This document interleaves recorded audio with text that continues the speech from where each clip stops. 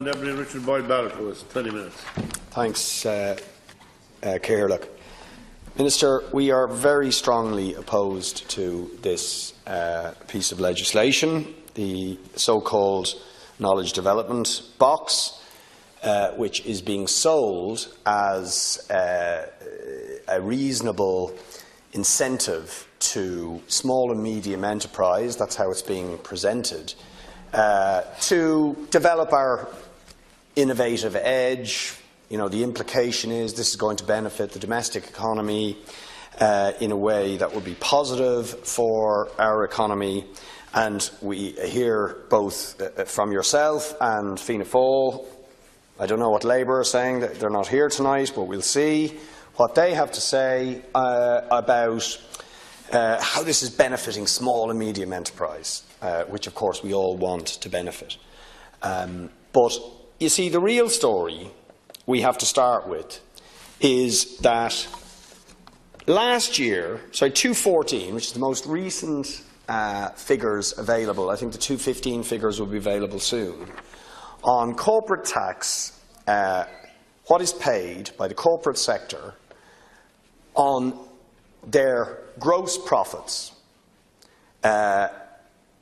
is so full of tax loopholes, which are robbing, in my opinion, the taxpayer of absolutely vital tax revenues that could actually be used to develop our infrastructure, fund our universities, which are the most important place for innovation, for technological development, for the sort of innovation that we want to see, which will benefit the entire economy. But actually, these tax loopholes are robbing our universities and robbing the state generally of the revenues which we need for investment in strategic enterprise, in industry, in infrastructure, in public services and in technological development, and indeed just generally the upgrading of our education system, which would be the real driving force of innovation. So what is being sold as something that's good for the economy and good for innovation is in reality a massive tax break for profit interests. And the scale of it, the public really need to know. As I said, I referred, the 2014 figures show 40 billion worth of tax loopholes benefiting the corporate sector. 40 billion. Gross profits, pre-tax profits, 95 billion, but after what are called deductions and charges, that 95 billion in profits comes down to 65 billion, and then there's another 5 billion in deductions, 4 billion in deductions, which are again another series of loopholes. So you get 45 billion in loopholes. All of which, before I would even entertain any further tax breaks, and I don't believe in any event these tax loopholes or tax breaks will benefit our economy or our society, but before you'd even look at them, introducing new ones, you'd have to say this needs to be looked at. Right? This is a massive, gaping hole in the potential tax revenue that could come into the state. I'm reading off revenue figures, by the way. So there is a massive, aggressive tax evasion and avoidance, whatever you want to call it, by big multinational corporations and some big domestic interests who are benefiting from all these tax loopholes. And now we propose another one. And the idea that this is primarily to benefit small and medium enterprise, you know, has to be set against the fact that what is being defined as a small and medium enterprise is a company which has 7 million, have I got the figures here? Yeah. Has an income arising from intellectual property of less than 7.5 million and with global income of less than 50 million. Now, 7.5 million income or 50 million global income, that's not small and medium enterprise. You know, that's not your corner shop. It's not your start-up enterprise down in the local enterprise centre. That is, you know, that's stretching the definition when you're getting up to that level of income, 7.5 million or 50 million globally. So actually you've got a lot of big companies will benefit from this. Not small and medium enterprise, who frankly it's doubtful if they are going to what makes up the bulk of small and enterprise in this country will actually get anything from this. I think it'll be the same old crowd again. And what's not at all clear, by the way, Minister, is how even that threshold, how you're going to prevent the big multinationals, who obviously do exceed those thresholds in their global incomes, although we should be well aware they can massage their incomes and have done so to the point where some of them pay no tax at all or less than 1% in tax, so they're well capable of, through the internal allocation and movement of profits, able to reduce down the figures of their income in order to avoid tax. But even setting that aside, even with those thresholds, what's to stop the big guys just setting up a load of small front companies? What's to stop them doing it? Nothing. They can do that. Where's the safeguards? That Apple or Google or Facebook just set up a load of little small companies or make arrangements with some small companies that they help set up and channel stuff through them. It seems to me there's nothing to stop it. And I suspect that's exactly what they'll do. In just the same way as they've... The one thing these companies are very innovative at is avoiding tax. They've shown a remarkable adaptability of being able to navigate around tax codes, usually with the active collusion and compliance of the political establishment, certainly in this country, possibly with revenue. That's not clear yet, but certainly has to be looked at in terms of, you know, what the hell went on in Apple. Some of that will emerge out of the Apple case and the investigation into that, but there's a possibility at least. Certainly political collusion with tax avoidance, of that I have no doubt, but possibly collusion in some form or another with the revenue in terms of these tax rulings. So this is what we're dealing with, and the idea that against that background we'd introduce another tax avoidance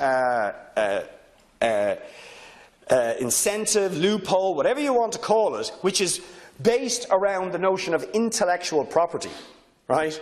And this is another one I just have to laugh at, like intellectual property.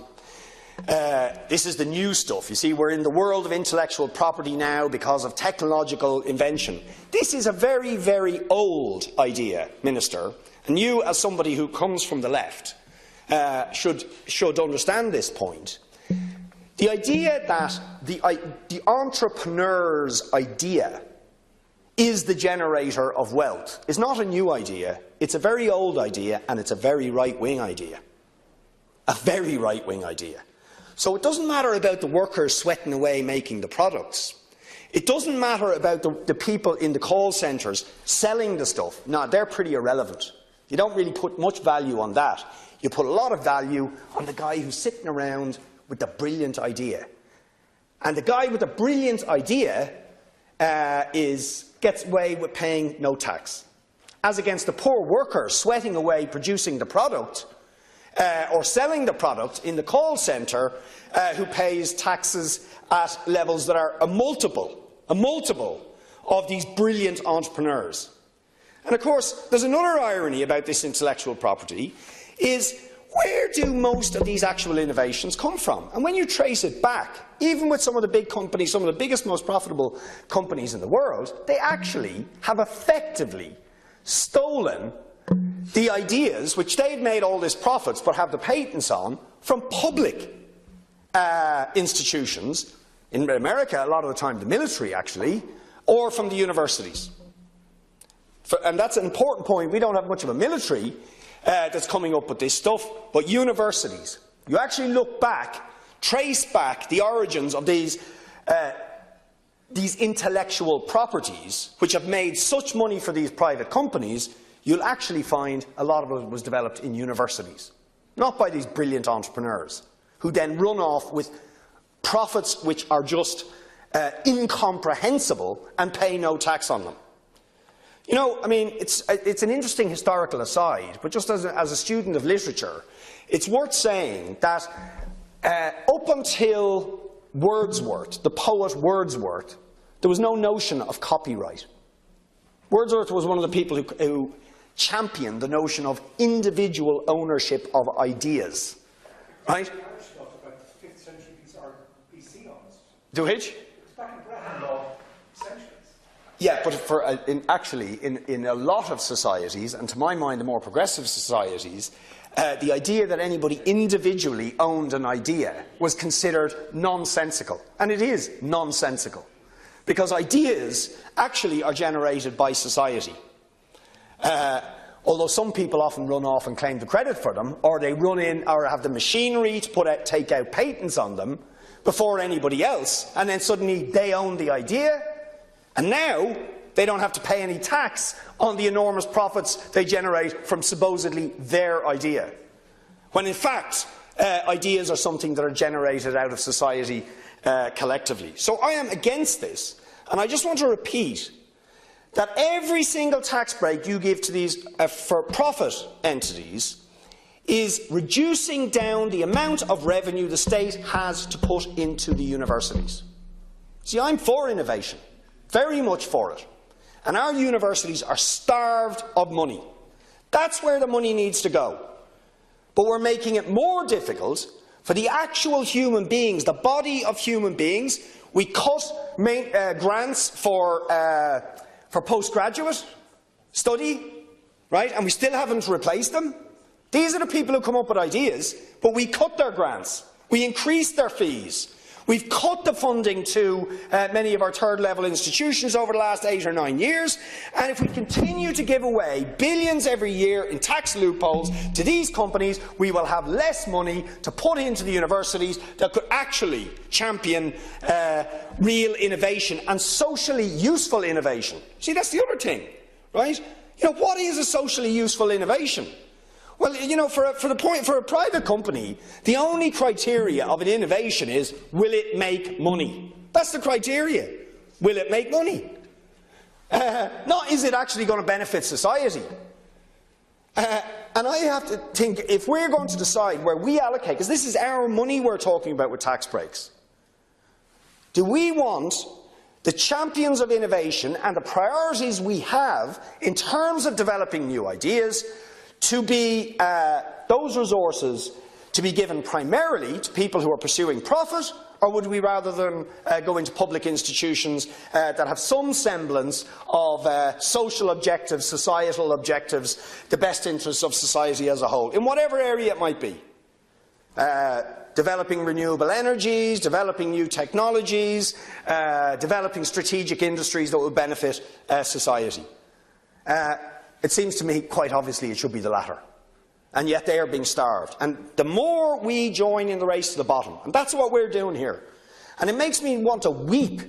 You know, we were warning, and indeed, John, you were warning, with us, over many years, that the race to the bottom in terms of corporate tax, that Ireland was leading in Europe with the not 12.5%, right? With the average 6%, that companies pay. Interestingly, the figure that is chosen for the beneficiaries of the knowledge box, right? Which is what they're actually paying on average. And as we know, that average is also a combination of small and medium enterprises that are actually paying 12.5%, as against the big profitable corporations who are paying 1 or 2% or even less than that. In some cases, less than 1%. Right?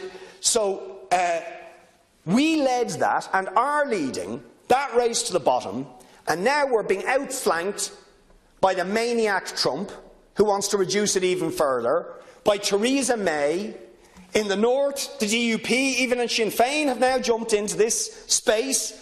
Well, let's reduce down the corporate tax rate up there. Sinn Féin are saying 12.5%. The DUP now want to go to 10. Where does it end? Seriously, where does this stuff end? And every time you give this money to them, you're taking it from public investment, from the universities, from public infrastructure, from public services, all of that stuff. It's madness. It's absolute madness.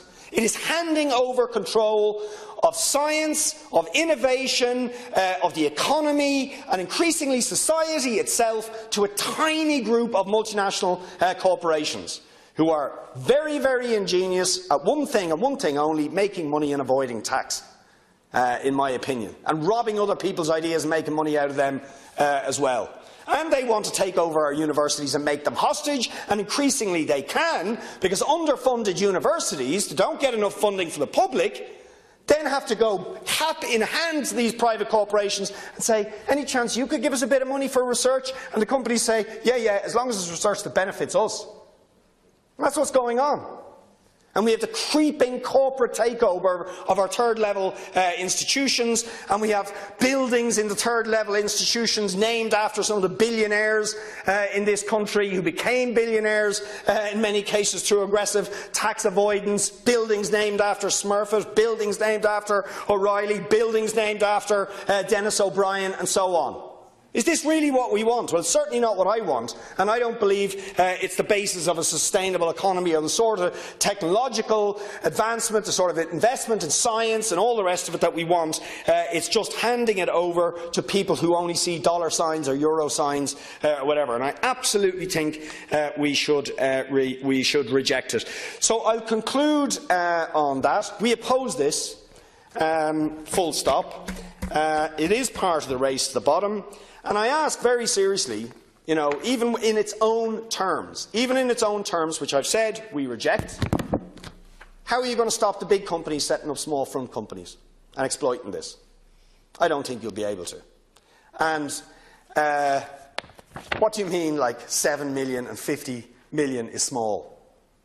I can count on that on one hand, probably on one finger in my constituency, the amount of small enterprise that have 7 million in income or 50 million of global profits. That's not small. So that's a sleight of hand, to be honest, right? And it is going to benefit the same old gang who've already are ripping us off to an absolutely astronomical level. So I do my best to ring the alarm bells about this stuff. I mean, the one thing I will say, this is an important debate. It will probably be ignored, of course, in terms of the media narrative. But these are very serious issues that need to be discussed. So I do my best to ring a few alarm bells. We'll see how that pans out.